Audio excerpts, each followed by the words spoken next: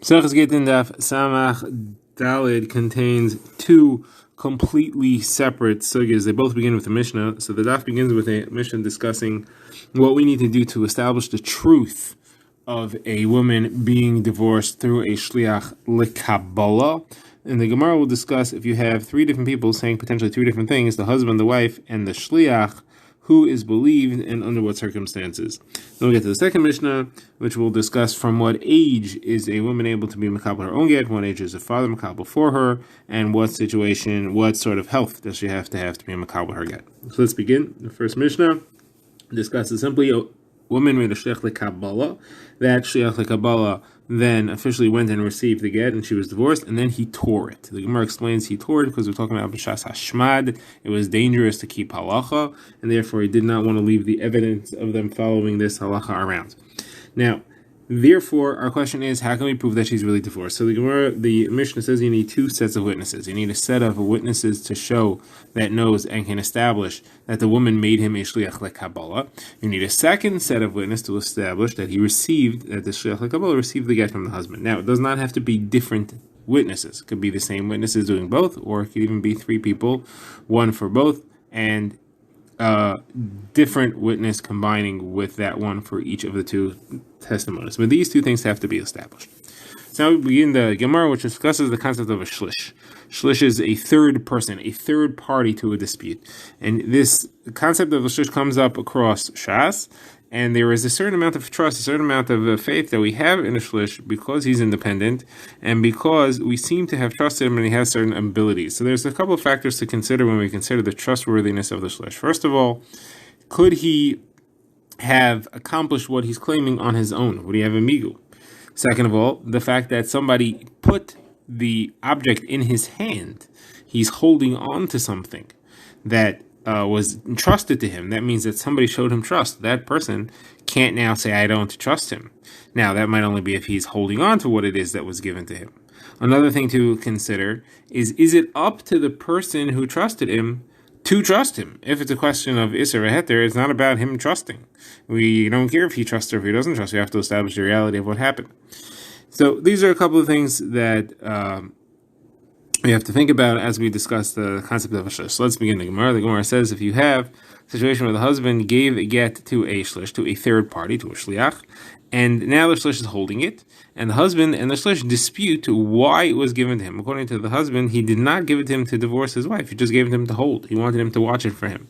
However, the shlish says, no, you gave it to me to be a shliach, leholacha, or shliach lekabbalah. You gave it to me for the purpose of divorce, and therefore the woman's divorced already.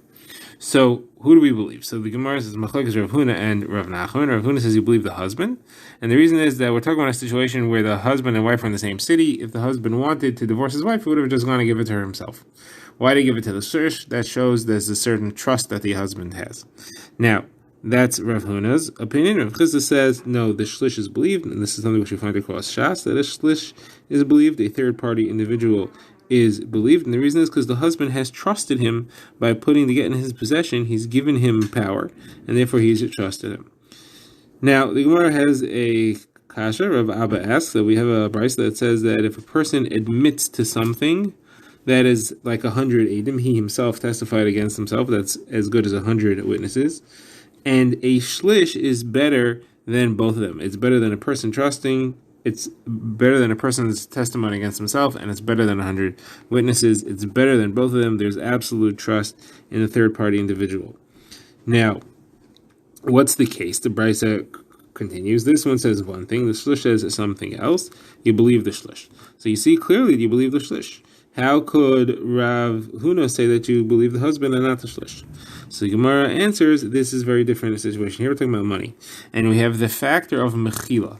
The person who trusted the shlish by giving it to him, it's in his power to establish the fact because he could just be meichel the money that is owed to him even if he's rightfully owed it. So by trusting the shlish, he put the power in the shlish's possession. The shlish now has the power, and he gave over the power to the shlish through his mechila, because even if he's wrong and even if the shlish ends up lying, he's still empowered the shlish because he could always just be meichel and decide to go along with what the shlish said. However, in our circumstances, mechila doesn't help. The husband trusted the shlish. Very nice, the husband trusted, but who said we trust him? Who said he's telling the truth? The fact that the husband trusted, it's not up to the husband to trust him because he has nothing to be meichel. The get has to be a valid get, and if it's not true, if it wasn't given l'shem gerish, and the husband can't just be meichel his right to the fact that he's still married to his wife. If he gave it as a bikadon, mechila is not going to change anything, and therefore this situation does not help the fact that he trusted him. So but there's another brisa that's referring to the same one, and it says that the same thing applies to Gittin. So you see that there is trust on the shlish, even in the case of Gittin. So again, how could Rav Huna say that the shlish is not believed? Mar says Gittin, the word get doesn't mean a bill of divorce. The word get means a document. Usually we use it to refer to a bill of divorce. However, in this brisa, it's talking about other types of contracts. It's not talking about a bill of divorce, it's talking about monetary contracts.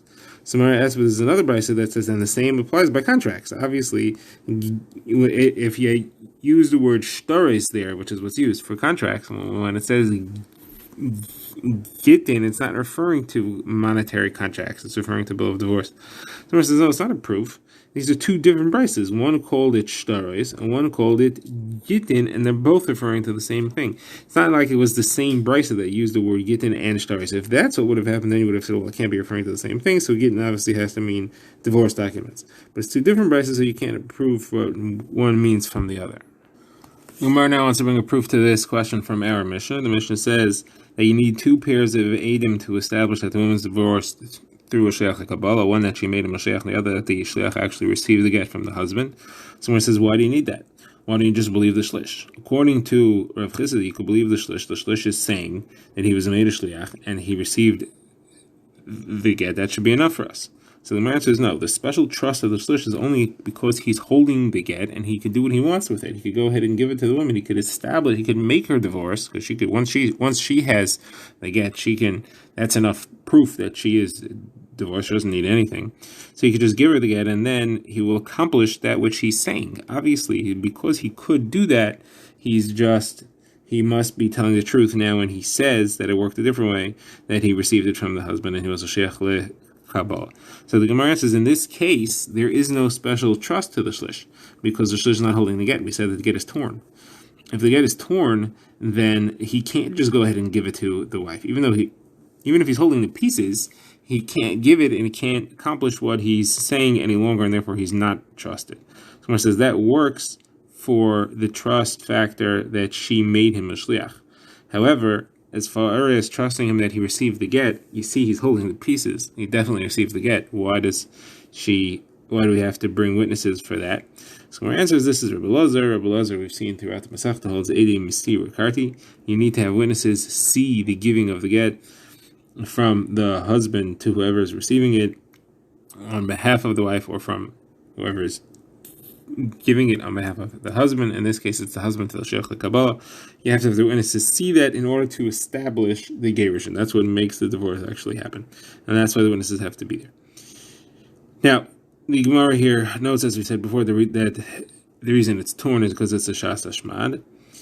And now the Gemara wants to show there's a situation in which Rav Huna agrees that the shlish is believed. What's that? So there's two attempts at what that situation is. One that we reject, and then another one. So the first one is where she says the shlish told me that he received the get from the husband for gerushin and not as a pekadon. There, Rav Huna agrees that she's believed. So I'm going to ask right away, this doesn't make sense. We don't even believe the shlish. Why should we believe her if she says that the shlish told me? Someone says, no, okay, that's not the case. The case is where she says, I saw the husband give it to him. So if I saw that, then she's trusted. And the Gemara explains that the reason is because if she's lying, she could just take the get from the shlish. They could team up, and she could take the get, and then she'll have the get. And then therefore there is trust in what she says, and she could say that she got it directly from the husband. You don't have to have a shlish involved here at all. You don't have to discuss shliach l'kabbalah. You don't have to discuss any of these things. Okay, now the Gemara wants to introduce a new case, and here in this case, we're going to have to try to figure out why are people not believed, at least according to some opinions. So here are the cases where everyone agrees. The husband says, I gave it to the shlish for gerushin. The shlish says, I received it for gerushin. And she says, and I received the get from the shlish. Apparently it was a shliach lahalacha. And she then says, if we ask her, where's the get? She says, I lost it. So everybody involved agrees that the gerushin happened. The husband gave the get to a shliach lahalacha, who brought it to the wife, gave it to her, but she doesn't have it anymore. So the question is, can we trust that she's divorced? So Rabbi Yechon says no. It's a davar shebe'erba, and the rule is you need two witnesses to establish the truth of a davar shebe'erba. You don't have it, and therefore she's not divorced. It's no good. So the Gemara asks, there's a few different ways here that we should be able to believe that this occurred. Why are they not trusted? Way number one is the shlish. We said that there's a rule that the shlish is always believed. So Gemara says no, the shlish is only believed if he's holding on to the get because he could go ahead and give it. But here there is no shlish. There's a shlish, but the shlish is not holding the get. So Gemara says, what about the husband? Why don't you believe the husband? We have a rule of chibur av and sending Rav Yechanan. If a man says, I divorced my wife, he's believed because he could just go ahead and do it again. So Gemara says he would be believed if he said he divorced his wife, but he's not saying he divorced his wife. He's saying he gave the get to the shliach, and the shliach gave the get to her, and for that we needed testimony. If he just said she's divorced, that would be believed. Because he limited it to this way, and we have not established the truth that this actually happened, it's not enough. So the Gemara says, well, why don't you combine? Well, the problem there is we believe the husband that he gave the get to the shliach. We just don't believe that the shliach actually went ahead and gave the get to the wife, because the husband's not saying that. So the Gemara says, what do you mean? The shliach should also be trusted that he gave the get, because you have a rule, you always assume if a shliach is given a job that he did the job. You can combine that with the trustworthiness of the husband, so you believe the husband that he gave it to the shliach, and you believe the shliach that he gave it to the wife, because chazaka, the shliach always does the job. The Gemara quotes a brisa that the shliach is always assumed to do the job. This is Rav Yitzchak, who says if somebody makes a shliach to go be mekadesh a woman for him, and then the shliach dies, never reports back. So we don't know if he did the job, and we don't know if he was mekadesh anybody, who. So this man might be mekudesh, he might be mekudesh to someone, and we don't know who. So the halacha is he's forbidden to marry anybody in the world, because every single woman in the world might be a close relative of his wife, because we assume that the shliach did the job. We assume that he's married to someone. We don't know who, so we can't marry anybody. So the Gemara says, so here we've established, therefore, that you have a chazaka, an assumption the shliach accomplishes the mission. So the Gemara says, no, this is different. That's only the l'chumra. We have to strictly assume that he accomplishes the mission. However, to say l'kula, to say leniently and assume that he did the job and allow her to marry somebody else, that we never said. So the Gemara says, why don't you trust her?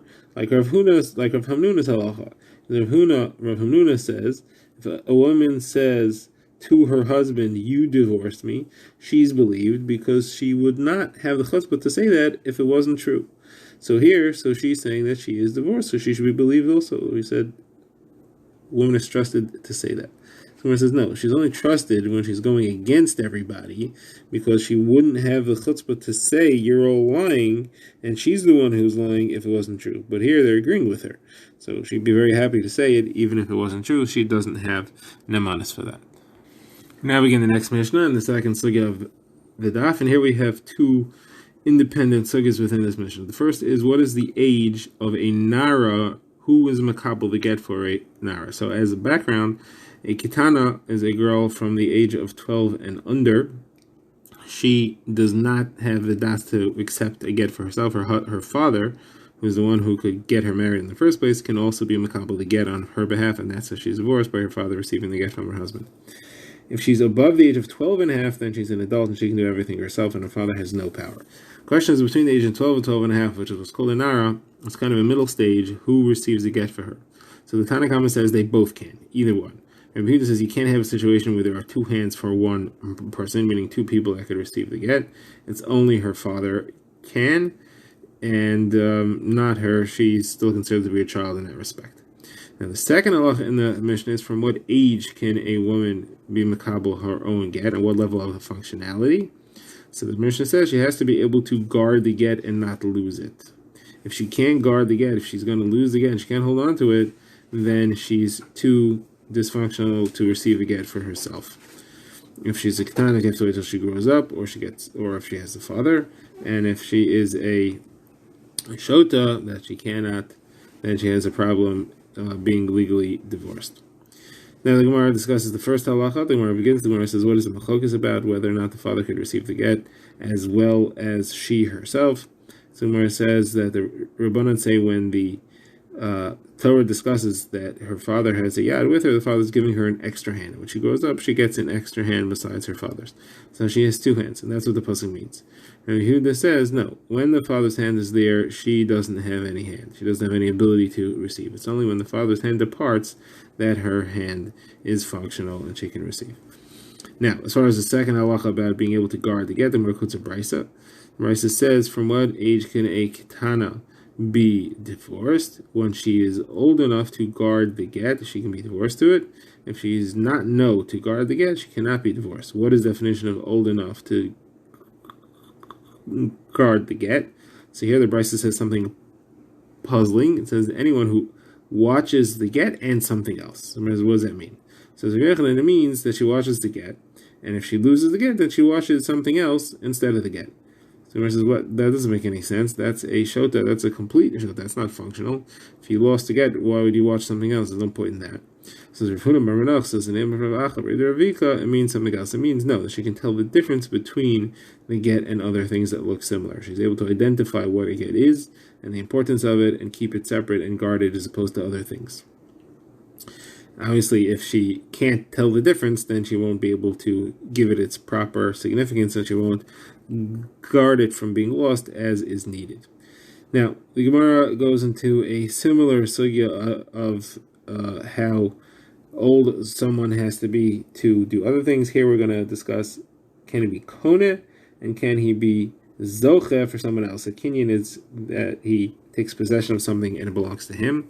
Zoche is that he takes possession of something on behalf of someone else and belongs to that person when he does the maisa. So how old does it have to be? So the Gemara quotes Rav Yehuda and Rav Asi. This is two different ages. If he has a rock and a nut and he knows to take the nut and throw away the rock, so then he understands the value, he understands possession, then he can be zocha for himself, but not necessarily for anybody else. And he gets to the point that you could give him something and he knows to return it when it's asked. He knows that you have it for a short time and then you have to return it. Then he understands the concept of other people's possessions, and then he can be koneh for someone else. Now, the Gemara notes that Shmuel argues, and Shmuel says both of these ages have the same halacha. There is no different halacha for the age of being able to tell a nun from a rock and the age of understanding returning other people's objects. Now, it doesn't say what that halacha is. So the Gemara quotes Rav Chizda, who says they both have the same halacha, that they could be koneh for themselves and not for others. So the Gemara says Rav Chinina of Vardon asked a question. He's called Rav Chinina of Vardon because he was from a town called Vardanya. So he asked that we have a brisa discussing how you make shitufei mavos. Shitufei mavos is like an erev chatzer, so you combine people's possessions. They all have rights within a certain mavoi, so that they're able to carry within the mavoi if there's an erev there. So the way you make shitufei mavos, you take a barrel of wine and you're mezakit to everyone who lives in the mavoi. So how you mezakit? So a man can take the barrel and give it to someone to be koneh on behalf of all the people who need to have a piece of it. Who can he give it to? So the Brisa gives examples. He can give it to his son and his daughter who are adults. He can give it to his Eved and his Shivcha. Eved Ivri and Shivcha is in Amma Ivriya. So hold on a second. A Shivcha Ivriya in Amma Ivriya goes free when she becomes an adult, when she turns 12 and she brings Shtei Saris. So how is this Shivcha in his household? Obviously she's a Ketana. If she was not a Ketana, she wouldn't be there anymore. So if there's a ketana, if she's a ketana and she could still be zocha, you see that she could still be zocha for others. So how could Shmuel say that there's no age at which a ketana could be zocha for others? So my answer to shitufei is different. It's a halacha midrabanan, and therefore the rabbanan allowed it because it's an entirely a rabbinical concept. They could allow kinyanim that don't work deraisa. So the Gemara says that Vardon was rejected here in his proof, and he didn't answer. Why didn't he answer? So Gemara says, what should he have answered? Should have answered, we have a rule, kol tikkun rabbanan kain daraisa tikkun. If ever Chazal said something up, they follow the rules of daraisa. So when they set up shitufei mavos, it would have followed the rules of kinyanim daraisa. It would not have made different rules. Gemara says that's only true. No, he didn't answer that. Why didn't he answer that? Because that's only true for a Rabbanan halacha, which is based on a deraisa, like an extension of a deraisa. If it's a completely new halacha, that's Rabbanan from beginning to end, like Erevin and Shituvim Mavais, and then there is no K'en in the Eraisa. They should have. It makes sense that they just made their own